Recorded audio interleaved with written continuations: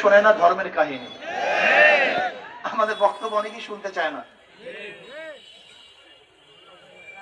আমাদের বক্তব্য অনেকের পছন্দ হয় না, অথচ আমাদের বক্তব্য তো সবার পছন্দ হওয়ার কথা ছিল, সবাই শোনার উচিত ছিল। আচ্ছা, আমি বলবো যারা ইসলামী রাজনীতিকে পছন্দ করেন না, যারা বর্তমান পলিটিক্স করতে চান, ভাই আপনার সরেন, সরেন, এখন কাউকে ডিউটি দিয়ে না, চুপচাপ থাকেন, ডিস্টার্ব করেন। যারা ইসলামকে পছন্দ করেন না, বর্তমান পলিটিক্স করেন। বর্তমান পলিটিক্সের সূচনা কি আপনাদের থিওরি অনুযায়ী? সক্রেটিস ঈসা সালের 500 বছর আগে তিনি কেন রাজনীতিকে এই প্রোগ্রাম ডেমোক্রেসি কেন কায়েম করেছিলেন?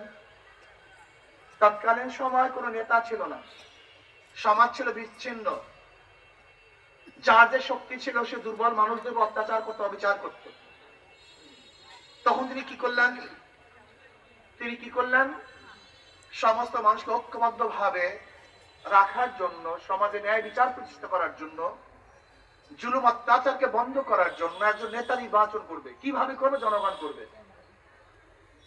উদ্দেশ্য কি ছিল? সাম্য, মানবিক মর্যাদা, সামাজিক ন্যায় বিচার, প্রত্যেকের অধিকারকে প্রতিষ্ঠিত করা। কিন্তু আজকে আপনারা কি রাজনীতি করতেছেন আমাকে বলুন? 71 যুদ্ধ হয়েছিল সাম্য, মানবিক মর্যাদা, সামাজিক ন্যায় বিচার প্রতিষ্ঠা করার জন্য। এই মাদারীপুর অঞ্চলের মানুষ অনেকেই আওয়ামী লীগ করেন। আমি ওই সমস্ত জ্ঞানী বন্ধুদেরকে প্রশ্ন করতে চাই, যারা জ্ঞানহীন, গাঁজা মদের মধ্যে থাকে, নেশাগ্রস্ত, তাদের সাথে কোনো বক্তব্য নেই। কিন্তু যারা জ্ঞানী, যাদের বুদ্ধি আছে, 71-এর ভূমিকা কি ছিল, স্লোগান কি ছিল?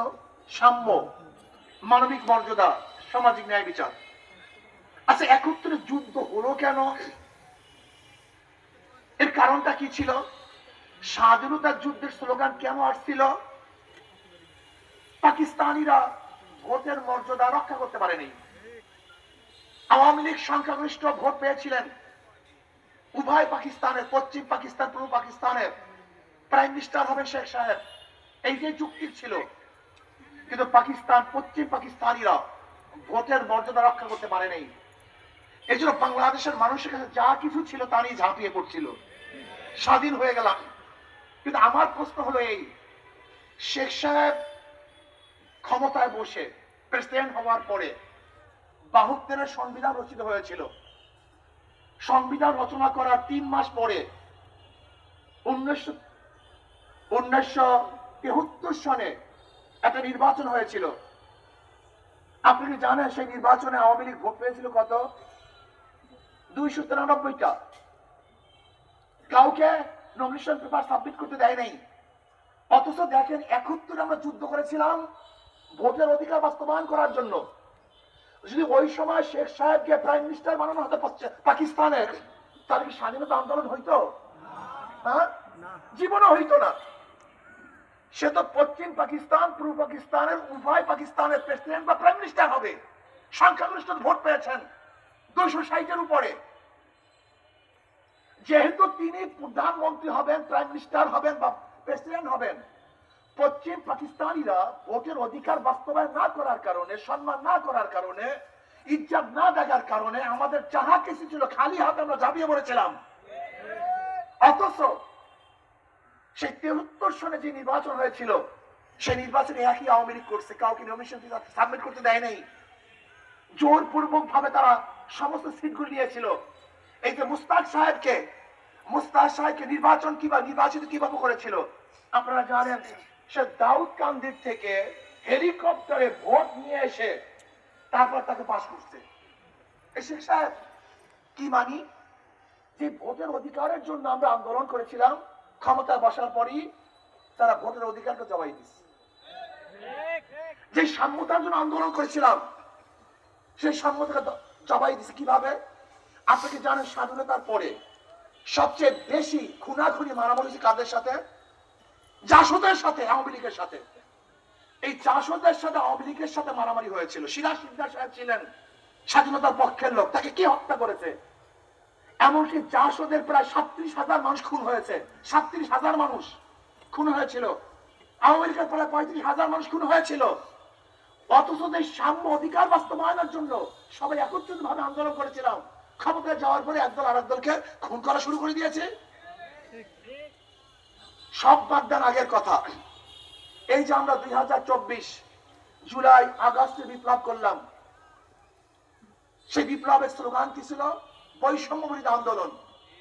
বৈষম্য বিরোধী আন্দোলন। ছাত্র জনতা আন্দোলন কেন করেছিল? ওয়ালে ওয়ালে খাম্বায় খাম্বায় লেখা আছে, আমরা এইটা চাই, ওইটা চাই, সাম্যতা চাই, দেশকে মেরামত করতে চাই, গঠন করতে চাই, অধিকার চাই, নাকি ভাই? আচ্ছা দেখেন তো, গোটা বাংলাদেশ কোন ওয়ালে বা কোন খাম্বার মধ্যে আন্দোলনকারীকে এই স্লোগান দিছিল আমরা ভারতে নির্বাচন চাই? আমাকে দেখান তো, একটা লিখুনি দেখান।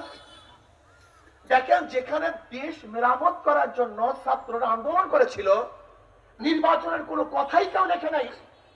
সেখানে শুধু নির্বাচন, শুধু নির্বাচন, শুধু নির্বাচন। সংস্কারের খবর নাই, শুধু নির্বাচন। নির্বাচন কি বিগত দিন হয় নাই? 70 নির্বাচন হয় নাই? 73 নির্বাচন হয় নাই? এদেশে 81 নির্বাচন হয় নাই? এদেশে 91 নির্বাচন হয় নাই? এদেশে 1993 সালে নির্বাচন হয় নাই? 2001 নির্বাচন হয় নাই? 2014 নির্বাচন 14 নির্বাচন হয় নাই? 2018 নির্বাচন হয়েছে, 2024 নির্বাচন হয়েছে। এদেশে বারবার নির্বাচন হয়েছিল। বহু দলের শাসন আমরা দেখেছি। আমরা মুসলিম লীগের শাসন দেখেছি, আমরা আওয়ামী লীগের শাসন দেখেছি, আমরা জিয়াউর রহমানের শাসন দেখেছি, আমরা এরশাদের শাসন দেখেছি, আমরা খালেদা জিয়ার শাসন দেখেছি, আমরা মনস্কন্যা শেখ হাসিনার শাসন দেখেছি। কিন্তু মানুষের ভাগ্যের পরিবর্তন দেখিনি, শান্তি দেখি নাই। প্রিয় ভাইরা আমার, জ্ঞানী বন্ধুরা, আমি বুঝতেই পারি না মানুষ এরকম কেন, এদের মাথার পতন ধরছে কেন? আজকে জুলাই বিপ্লবের পরে যারা মনে করছে আমরা ক্ষমতায় যাব, তাদের চরিত্রের অবস্থাটা কি? তাদের চাঁদাবাজির অবস্থাটা কি? গুন্ডামির অবস্থাটা কি? খুনের অবস্থাটা কি? আপনি কি দেখেছেন যারা ক্ষমতায় যাবে ভাবছে তজুমুদ্দিন স্বামীকে বেঁধে রেখে স্ত্রীকে ধর্ষণ করেছে?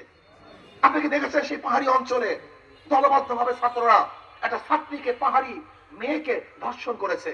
আপনি কি দেখেছেন বাবা মেয়েকে বিবাহ দিবে না, শুধু এই দোষের কারণে বাবাকে হত্যা করেছে?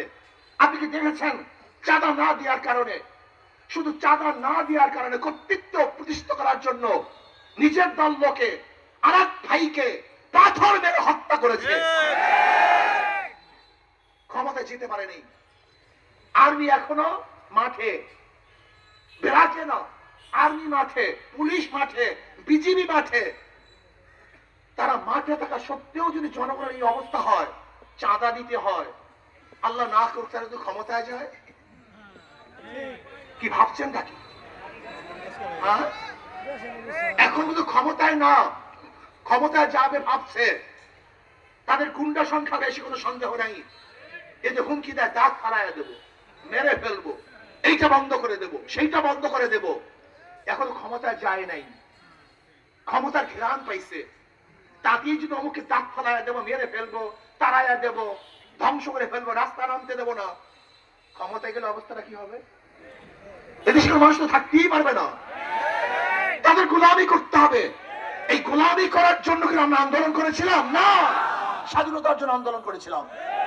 স্বাধীনভাবে কথা বলবো, স্বাধীনভাবে হাঁটবো, স্বাধীনভাবে ব্যবসা করব, স্বাধীনভাবে চলাফেরা করব, বৈষম্য বলতে কিচ্ছু থাকবে না, এই জন্য আন্দোলন করেছিলাম। তার মানে আন্দোলন এখনো শেষ হয়নি, যুদ্ধ এখনো শেষ হয় নাই, ঘরে ফেরার সময় এখন আসে নাই। নহে সমাপ্ত কর্মমোদের অবকাশ করা বিশ্রামের। আজ অফিসগুলি ঘুষে ভরা। আজকে বাংলাদেশের মানুষ মুক্ত হয় নাই। আজকে বাংলাদেশের হাজারো গরিবরা না খেয়ে আছে, হাজারো বাংলাদেশের মানুষ বিবস্ত্র অবস্থায়, হাজারো মানুষ, বাংলাদেশের মানুষ খোলা আকাশের নিচে ঘুমাচ্ছে।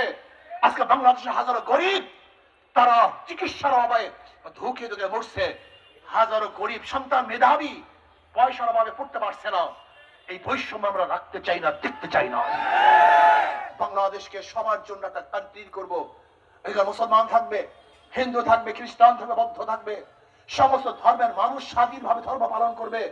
যেখানে গরিব দুঃখী মেহনত মানুষগুলি ক্ষুধার্ত অবস্থায় থাকবে না, বস্ত্রহীন থাকবে না, খোলা আকাশের নিচে ঘুমাবে না। আমরা খুঁজে খুঁজে বের করব কোথায় গরিবদের মেধাবী সন্তান আছে, তাদেরকে পড়াবার ব্যবস্থা করব। এর জন্য প্রয়োজন হলো আদর্শবান এক লিডারের, আদর্শবান এক নীতির।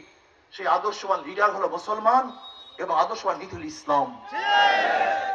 আমার কথা হলো এই, 2 নম্বর জমিতে 1 নম্বর ফসল হয় না, 2 নম্বর গাছে 1 নম্বর ফল হয় না, 2 নম্বর উস্তাদের কাছে 1 নম্বর ছাত্র হতে পারে না, 2 নম্বর নেতার কাছে দেশ কোনোদিন 1 নম্বর হতে পারে না। দুর্নীতিবাজ, চোর, ডাকাত, বাসদের কাছে যদি দেশকে দেন, দুর্নীতি মুক্ত দেশ কোনোদিন হতে পারে না। দেখেন ওদের সব জায়গায় ধোঁকামি।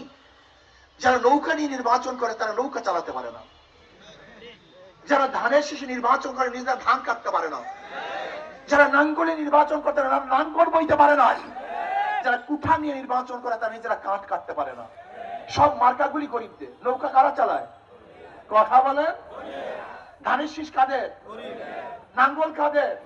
কুঠার কাদের? সব গরিবদের মার্কা, কিন্তু একজনও গরিব না। যারা নির্বাচন করে একজনও গরিব না, মার্কার এসে গরিব, কিন্তু নিজে গরিব না। তার মানে ওদের কথার সাথে কাজের মিল নেই, কিন্তু হাত পাখা। এমন এক প্রতীক, যে নির্বাচন করে সে ঘুরাতে পারে, যারা করে তারাও ঘুরাতে পারে। পুরুষরা চালাতে পারে, মহিলারা চালাতে পারে, ছোটরা চালাতে পারে, বড়রা চালাতে পারে। মুসলমানদের প্রয়োজন, হিন্দুদের প্রয়োজন, খ্রিস্টানদের প্রয়োজন। কারেন্ট ফেল করে, হাত পাকা ফেল করে, সবার প্রতীক। কেউ কার মার্কা নিয়ে ঘুমায় না, নৌকা নিয়ে কেউ বুকের মধ্যে ঘুমায় না, ধানের শীষ নিয়ে কেউ ঘুমায় না, নাঙ্গল বুকে নিয়ে কেউ ঘুমায় না, কিন্তু ঘুমের সময় হাত পাকা বুকের মধ্যে থাকে, কলিজার মধ্যে থাকে। তার মানে হলো হাত পাকা বিজয় হলে এই দেশ বিজয় হবে, হাত পাকা বিজয় হলে জাতি বিজয় হবে, হাত পাকা বিজয় হলে সমস্ত মানুষ শান্তি পাবে। শান্তির প্রতীক হাত পাকা। সব মার্কা দেখা শেষ, হাত পাকা বাংলাদেশ। আমি অনুরোধ করবো ভাই, আমি অনুরোধ করবো, জীবনভর বহুত পরীক্ষা নিয়েছেন আওয়ামী লীগের, পরীক্ষা নিয়েছেন বিএনপির, পরীক্ষা নিয়েছেন জাতীয় পার্টির। ওরা বারবার পরীক্ষা দিয়েছে, ফেল করছে, কিন্তু ইসলাম এখনো পরীক্ষা দেয় নাই, পরীক্ষা নেন নেই। আমি অনুরোধ করবো একটাবার ইসলামকে পরীক্ষা নেন। আমরা পরীক্ষা দেওয়ার জন্য প্রস্তুত। যদি ফেল করি দ্বিতীয়বার পরীক্ষা হলেই ঢুকবো না। একটাবার ইসলামকে ক্ষমতায় নেন, একটাবার ইসলামকে ক্ষমতায় নেন, ইনশাআল্লাহ দ্বিতীয়বার আপনার কাছে পরীক্ষা দেওয়ার জন্য আসবো না। সবাই ইনশাআল্লাহ শান্তিতে বসবাস করতে পারবো, সবাই মুক্তি পাবো, চাঁদা মুক্ত একটা দেশ করবো, সবার অধিকারকে বাস্তবায়ন করবো। আল্লাহ আমাদের সবাইকে কবুল করে নেন।